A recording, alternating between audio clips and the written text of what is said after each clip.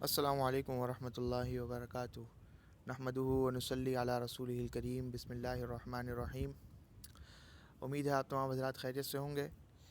آج سے انشاءاللہ اپنے اسباق کا باقاعدہ آغاز کریں گے ہم۔ تو فن نحو کے لیے جو آپ کے ساتھ کتاب شیئر کی گئی ہے اس کا نام ہے خلاصۃ النحو، اور فن صرف کے حوالے سے علم الصرف۔ تو چلیں اپنے سبق کا آغاز کرتے ہیں خلاصۃ النحو سے۔ خلاصۃ النحو یہ ایک انتہائی بہترین کتاب ہے اس وقت موجود مروجہ درس نظامی کے اندر، اور اس کا مطالعہ کریں گے، اس کو آپ پڑھیں گے تو انشاءاللہ آپ کو اندازہ بھی ہوگا۔ تو اس کتاب کو منتخب کیا گیا ہے نحو پڑھنے کے حوالے سے، اور اسی سے انشاءاللہ ہم اس کا آغاز کریں گے۔ تو دیکھتے ہیں اس کے صفحہ نمبر 4 پر اصطلاحات دی گئی ہیں۔ تو چونکہ اس سے پہلے کچھ تھوڑی سی تمہیدی بات ہو چکی ہے، تو نحو اصل میں جملے سے متعلق قواعد، جملہ بنانے سے متعلق قواعد، جملہ بنانے سے متعلق قوانین کو جاننے کا علم ہے۔ تو جملے کے اندر کیا کیا چیزیں ہو سکتی ہیں، تو اس کی کیا کیا علامات ہو سکتی ہیں، تو وہ یہاں پر ذکر کی گئی ہیں۔ تو دیکھتے ہیں اصطلاحات۔ اس میں سے تقریباً آپ نے پڑھی ہوئی ہوں گی، لیکن ان کو عربی میں ہم کیا کہتے ہیں، ان علامات کو، وہ ہم جانتے ہیں۔ تو دیکھیں پہلے نمبر پر ایک زبر، ایک زیر اور ایک پیش کو حرکت، اور تینوں کو حرکات ثلاثہ کہتے ہیں، اور جس حرف پر کوئی حرکت ہو اسے متحرک کہتے ہیں۔ آسان سی بات ہے، چونکہ یہ سامنے لکھی ہوئی بھی ہے، آپ خود بھی پڑھیں گے، اور میں اس کی قرأت آپ کے سامنے کر رہا ہوں۔ دوسرے نمبر پر دو زبر، دو زیر اور دو پیش کو تنوین، اور جس پر تنوین ہو اسے منون کہتے ہیں۔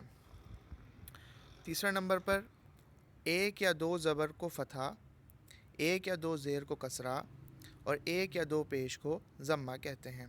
جس حرف پر فتح ہو اسے مفتوح کہتے ہیں، جس پر کسرہ ہو اسے مکسور، جس پر ضمہ ہو اسے مضموم کہتے ہیں۔ الف سے یا تک تمام حروف کو حروف تہجی اور حروف ہجا کہتے ہیں۔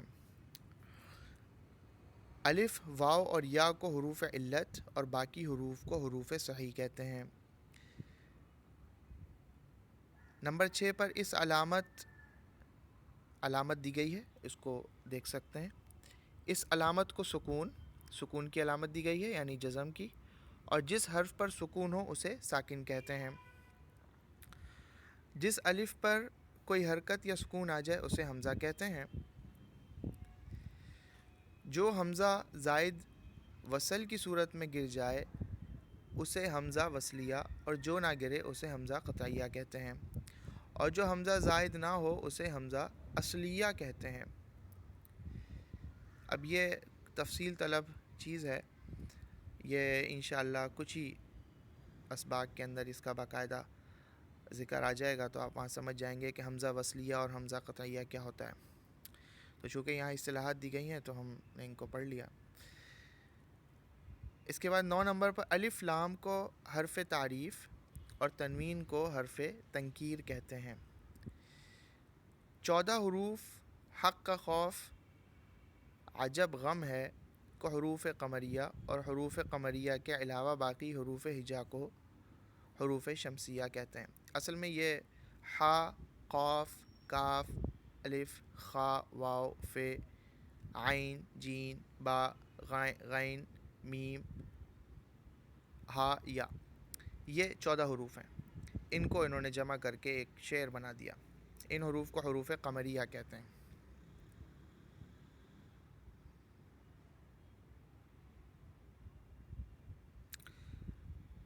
11 نمبر پر جب ایسے لفظ پر الف لام داخل ہو جس کا پہلا حرف شمسی ہو تو الف لام کے لام کو حرف شمسی میں مدغم کر کے پڑھیں گے، یعنی لام کا تلفظ نہیں کریں گے، جیسے الشمس۔